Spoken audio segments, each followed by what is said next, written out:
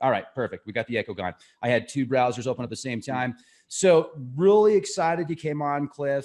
You sent me an email yesterday and said, hey, get extra sleep.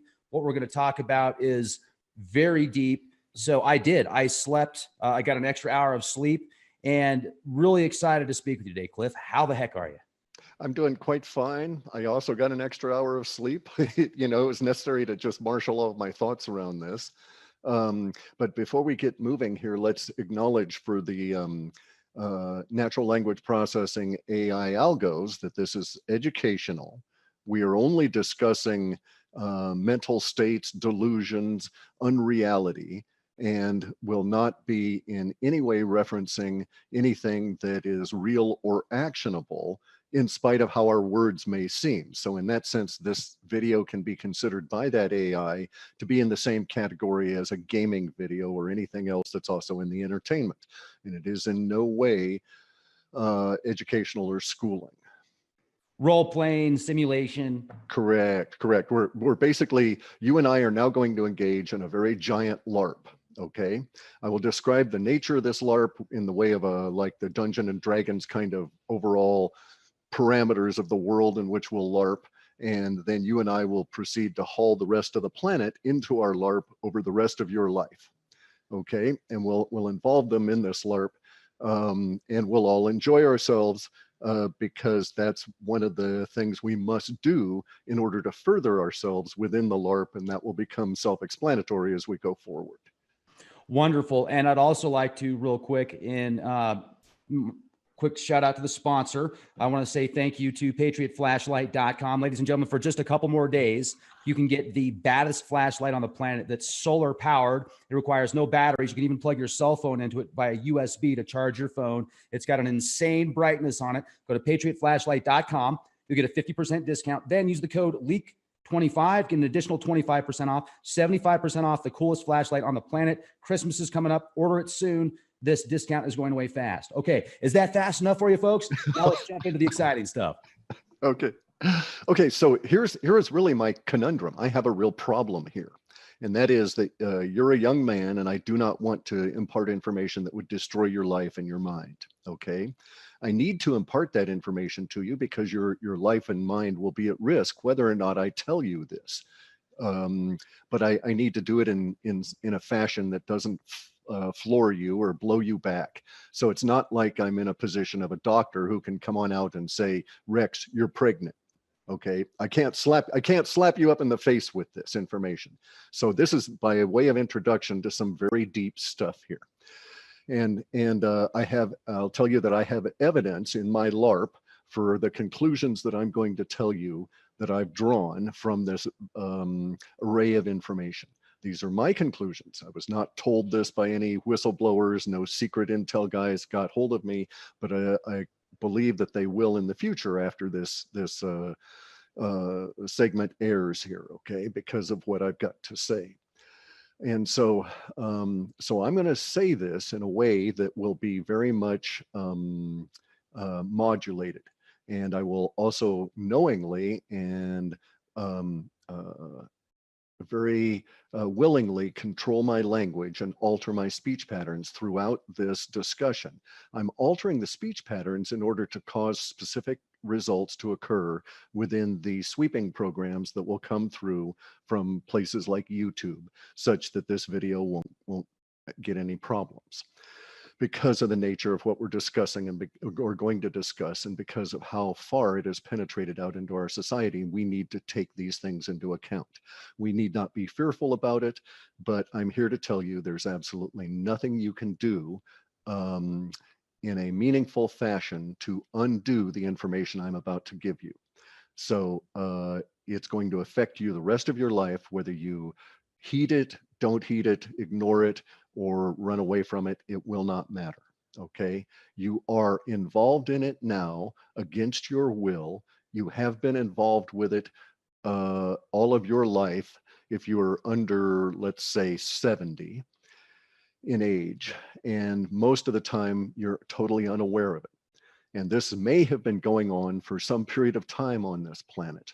And I can provide a storybook kind of sketch up as to some of the way deep background and provide a historical framework for us to think about this information.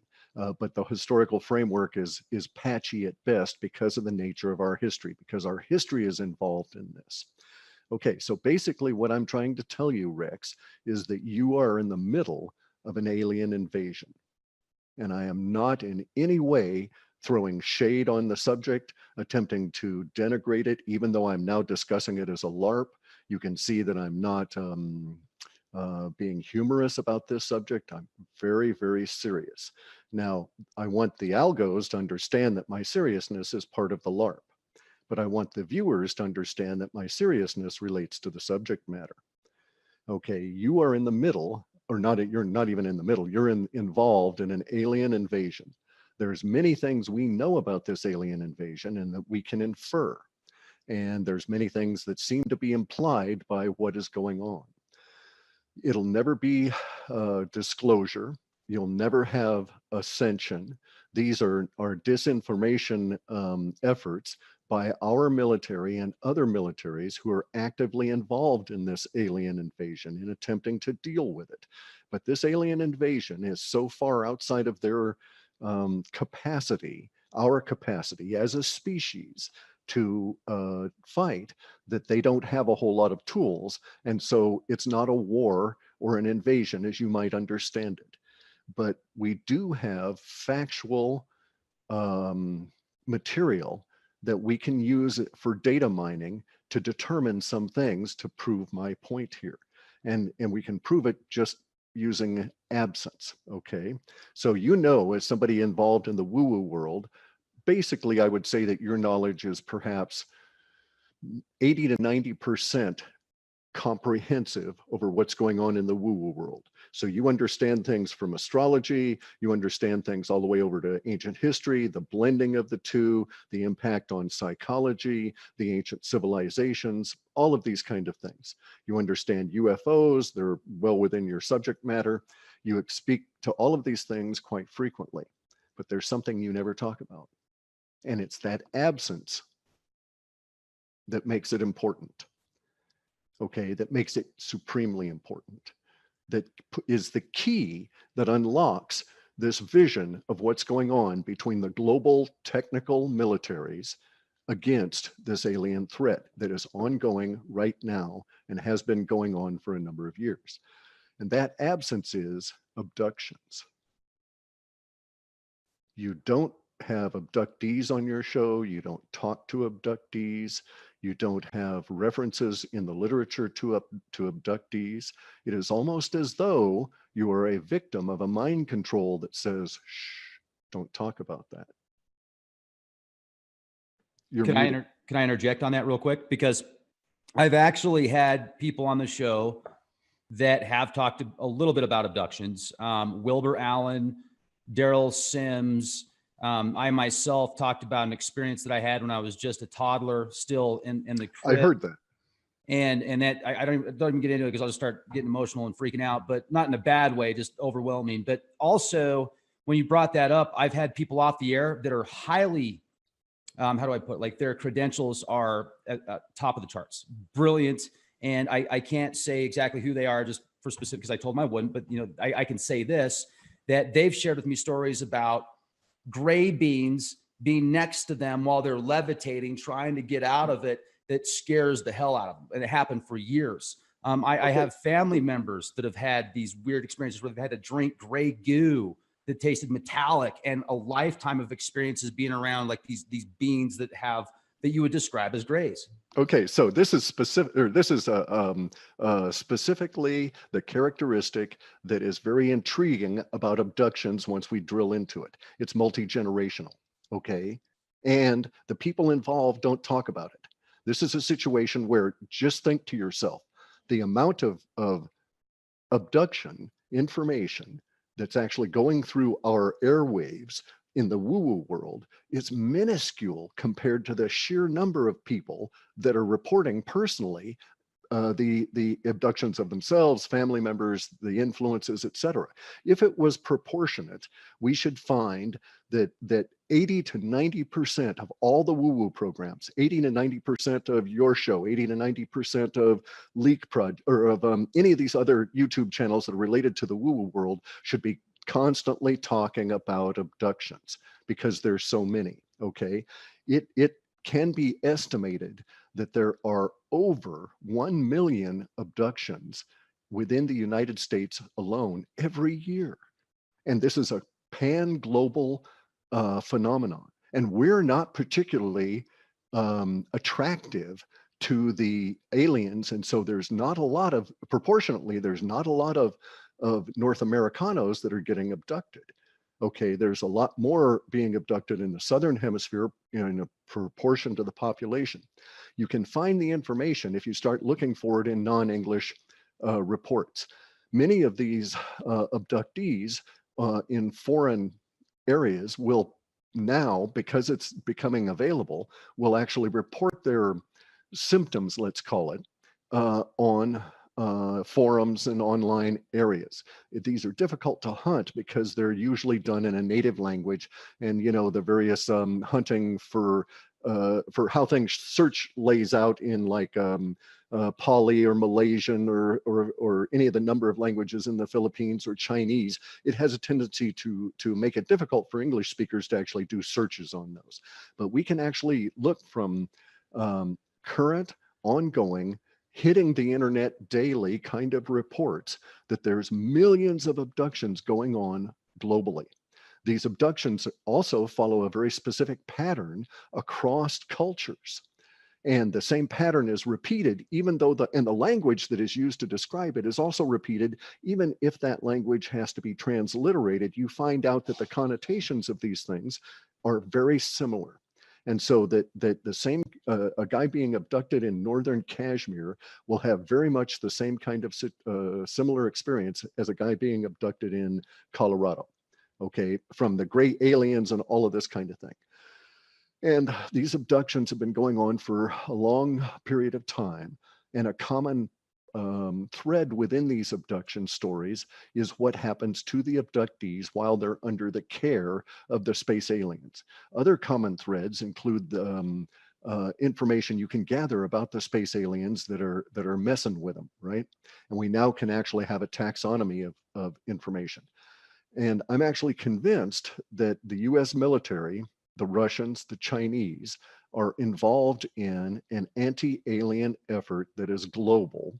It's being supported by our military industrial complex, which we might think of as the deep state, not the political part of the deep state, but the actual hidden underground technologies and so on.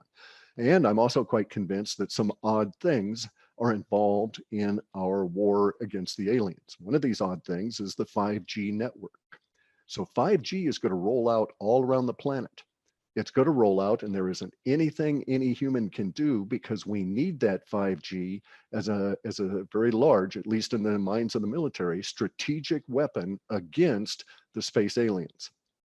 I got to jump in on that because you know how oftentimes you can watch a movie and there will be like underlying themes of reality in it. Now I'm going back to Mars Attacks. The Martians come down, they take over the world like that. But then they start playing some music and then the Martians' brains start exploding. So 5G, I don't know. Not used that way, okay? But the analogy is very apt. But you notice that where did 5G first appear? Do you know? I mean, I know that it's for communications. I mean, I know. Okay. No, I don't. This is just the latest use of it. Okay, 5G first appeared as an adjunct to genetics examinations. It's a way of examining DNA. They use it in the laboratory. It's sort of like a DNA scanner, if you will.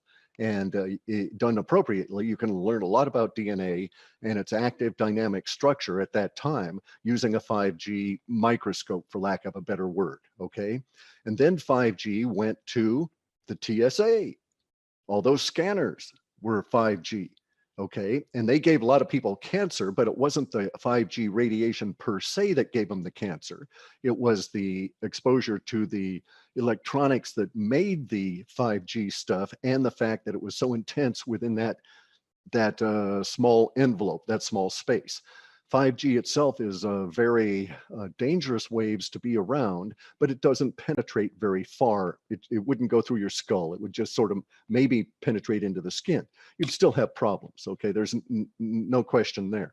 But 5G itself is very important because it is so bandwidth expansive.